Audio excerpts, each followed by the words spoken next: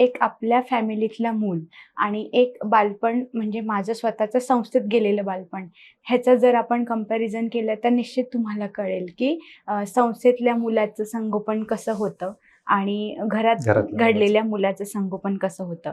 तर आता मी ज्या संस्थेत होते अर्थात माझं बालपण थोडंसं छान गेलं. थोडंसं म्हणजे जे कमी असतात, कमी भासत असते आई-वडिलांची ते आजही भासते. पण माझं थोडंसं म्हणजे सगळ्यांसमवेत असं असतं ना, की कधी म्हणजे आजारी पडले, तर निश्चितच मला ज्या वयात कळत होतं, की मला कोणीच नाहीये. तर त्या वयात मला जाणवलं, की माझे आई-वडील पाहिजे होते इथे मला लक्ष द्यायला किंवा मला असं गोंजारलेले मायेची थाप पाहिजे होती. पण त्यावेळेस ते मला मिळालं नाही. तर निश्चितच ती खंत आहे मनामध्ये.